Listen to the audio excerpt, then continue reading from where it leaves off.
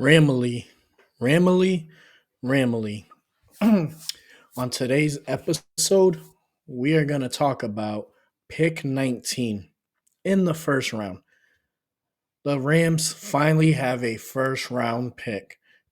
First time since we took Jared Goff that this has happened.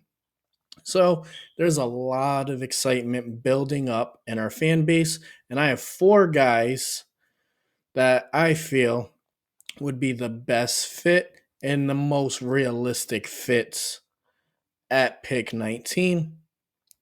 Just looking at some highlights of these guys, some mock drafts from some of the pros.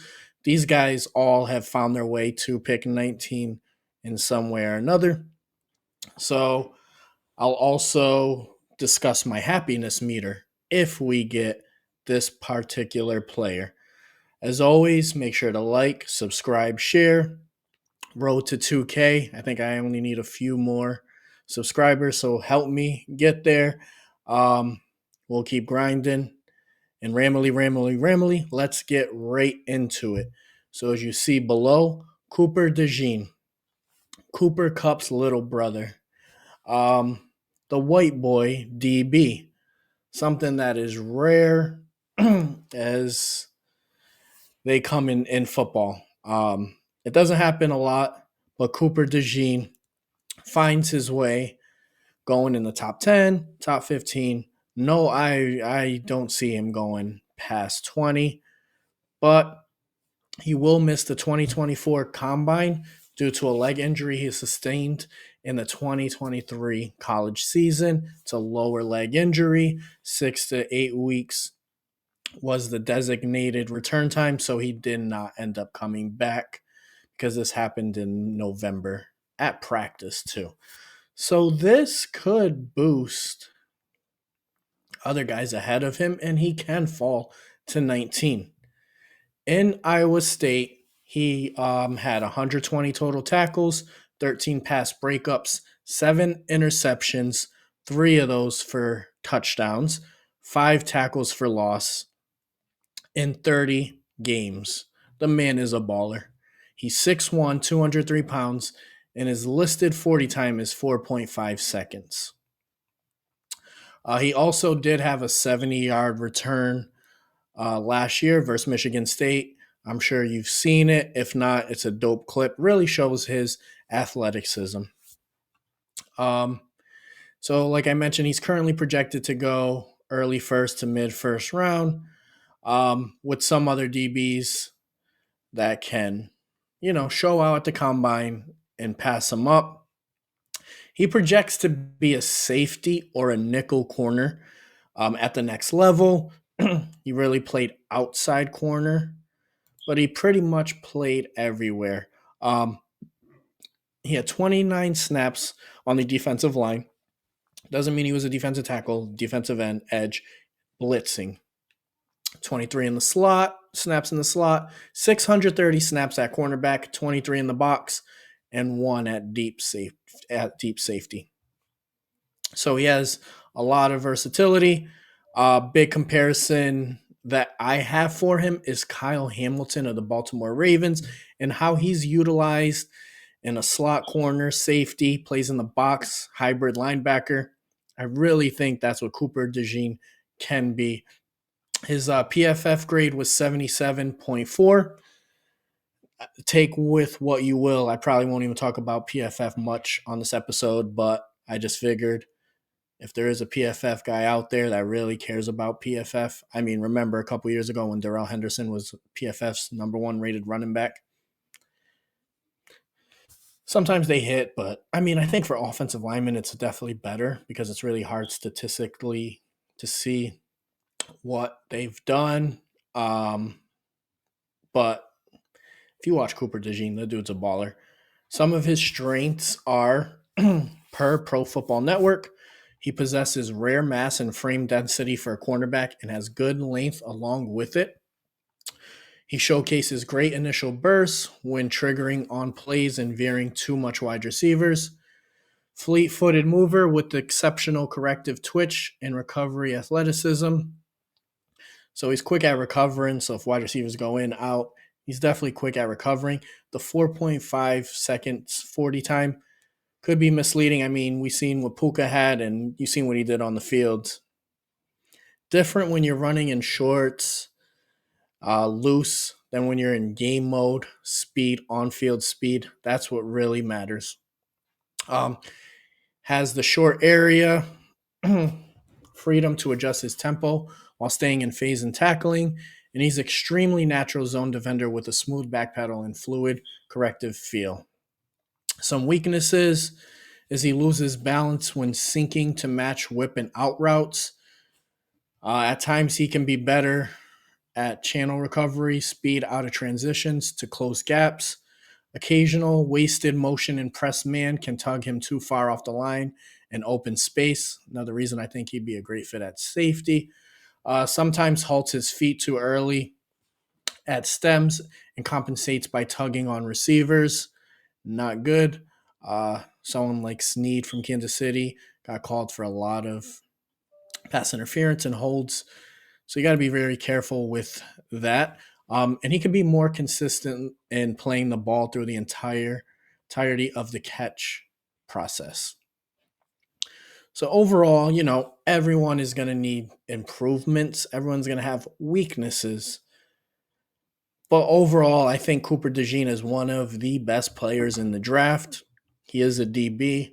So not many teams will care to take him in the top 5. But in the 5 to 10 range, it's possible. And there's a possibility he slides to 19. It's still early in this whole process. Guys are going to climb up. Guys are going to climb down. But overall, my happiness meter, if we get Cooper DeJean at number 19, is 9 out of 10. Next, we got the dog. If you follow me on X, I talk about Nate Wiggins a lot. Probably my guy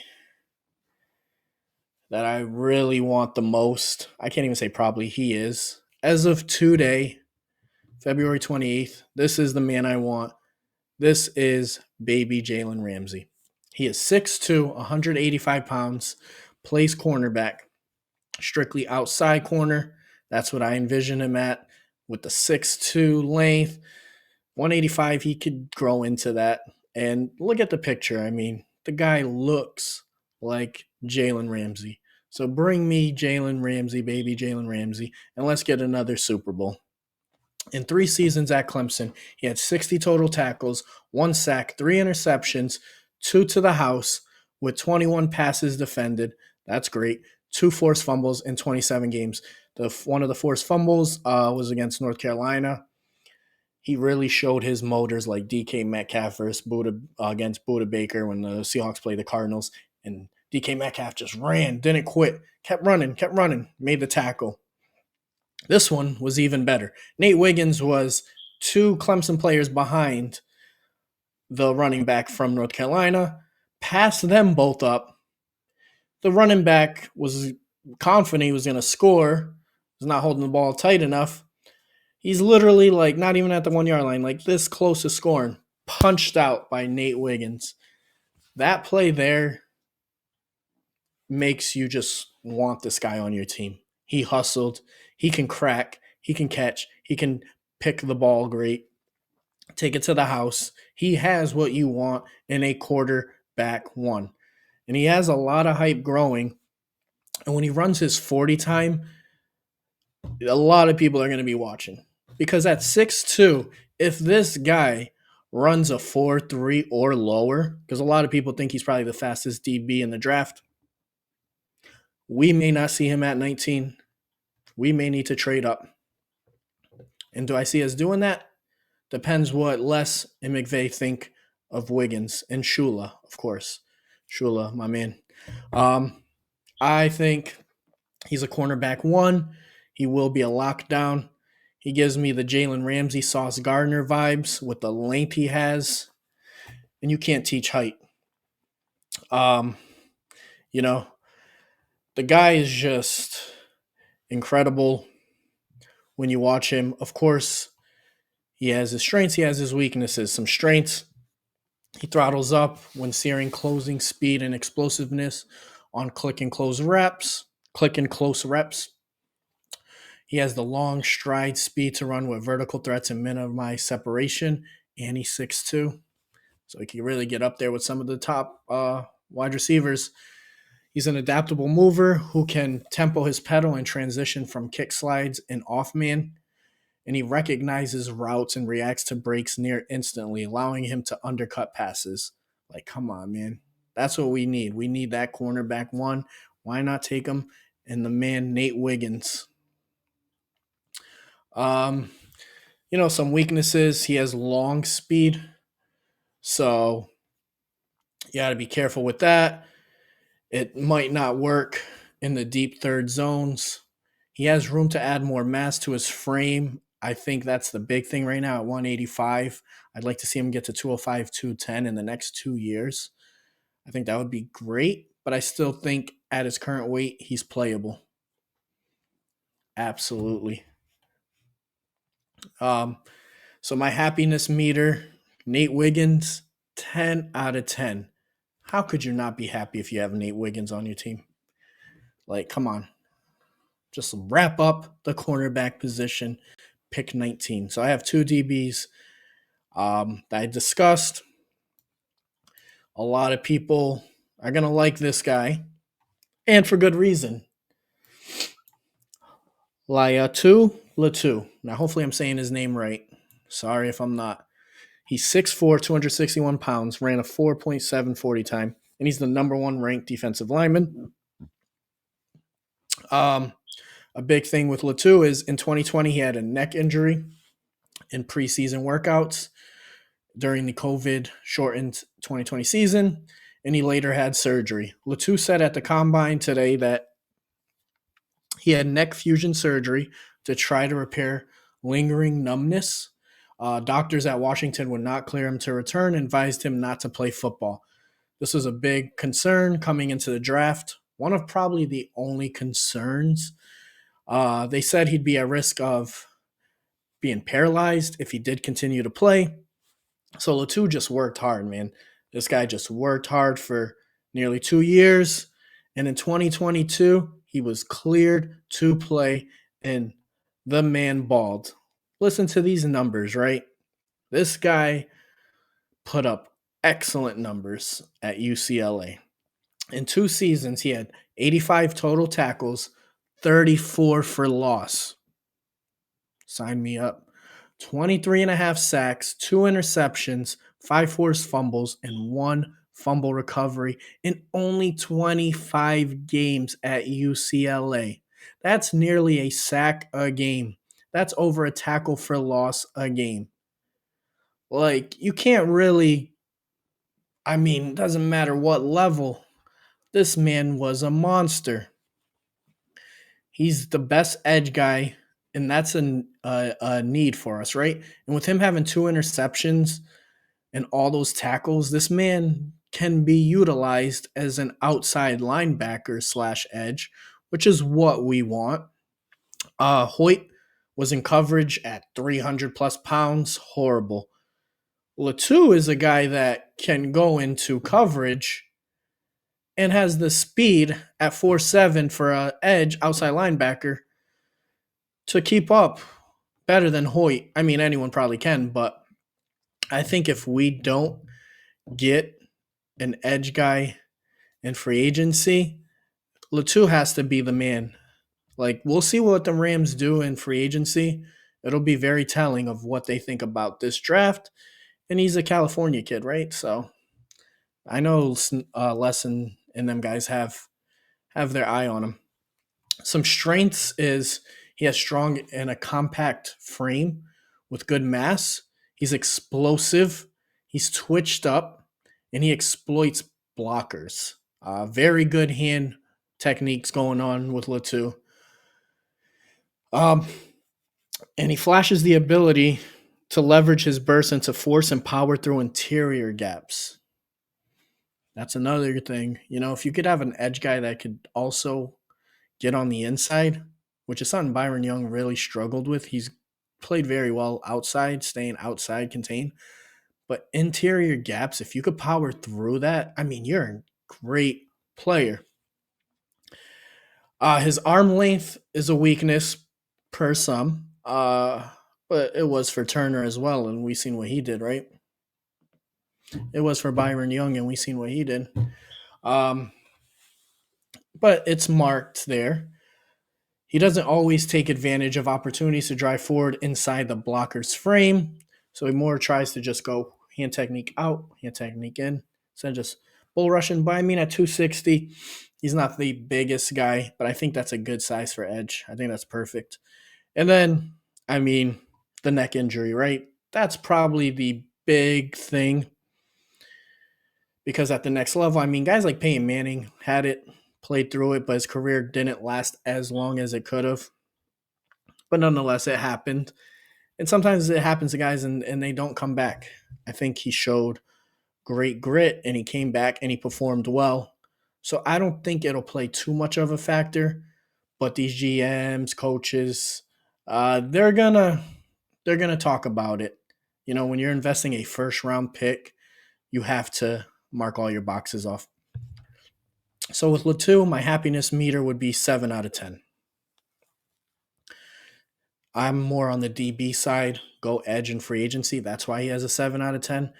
But if we don't get edge, that might move to a 10 out of 10, right? And if we go cornerback in free agency, Latu might be my number one want. We need edge. So if we miss out on all these edge rushers that are going to be up in free agency, like Brian Burns, Daniel Hunter, to name a few, then yeah, let's go Latu. And lastly, Jackson Powers Johnson, the center, right guard, left guard. He's an interior offensive lineman listed, but last year he played center. He's 6'3", 334 pounds, ranked as the 9th best offensive lineman. That includes tackle, guard, center. His 40 time was 5 seconds. Whatever. He had a pass blocking grade of 97 and a run block grade of 91 per NFL Draft Buzz. He played right guard in 2022 before sliding into the middle full-time in 2023 and winning the Remington Trophy, given to the nation's most outstanding center. With the Rams releasing Brian Allen and possibly losing Coleman Shelton, they could be in the market for a center. But would they do this that early? He can also play either guard position, but at 19, we may need to fill bigger holes on defense. He's the best pure center prospect in the 2024 draft. In 2022, Powers Johnson became a primary reserve on the offensive line, logging snaps at right guard, center, left guard, and right tackle. That season, however, when it come close to the dominance he put on display in 2023, he became the Ducks' full-time starting center in 2023 and ran away with that role. He's a big, strong, well-leveraged center, quick accelerator, both laterally and vertically. He actually had to play defensive tackle in 2021 due to injuries. So he knows what to expect from the interior defensive lineman. He's lateral, and he has stellar range. He has elite power, and he produces attack punches and destruction. He could load, and he could show explosive torque into other linemen. So he has good techniques and power, which is what you want, right, from your interior offensive lineman. And as I mentioned, if we lose Allen and Shelton, that is a big need. You need a dominant center, right? Brian Allen was bad. Shelton was not that great either. So there's a possibility we go center. I just don't think so in the first round. Excuse me. Some of the weaknesses, his length appears to be average at best, which can impact him in blocking range. His length limits naturally make it more difficult to sustain anchors against longer defensive linemen. Occasionally comes off the snap without proper leverage, exposing himself to power. And sometimes he lifts his feet out from under him when exerting power, losing balance. So my happiness meter would be a 5 out of 10. Oops, I forgot to put. There he is. If you don't know what he looks like, Jackson Powers Johnson. I forgot to change my slide to him. Anyways, Ramley, those are 4 guys that you'll hear about going to pick 19. As I mentioned, everything changes. These are 4 guys that I wanted to give, our main needs: DB, edge, offensive line, and possibly guys that could go there. Kickers in need, but let's be realistic. That ain't happening in the draft. We probably get a free agent. But Ramley, thank you.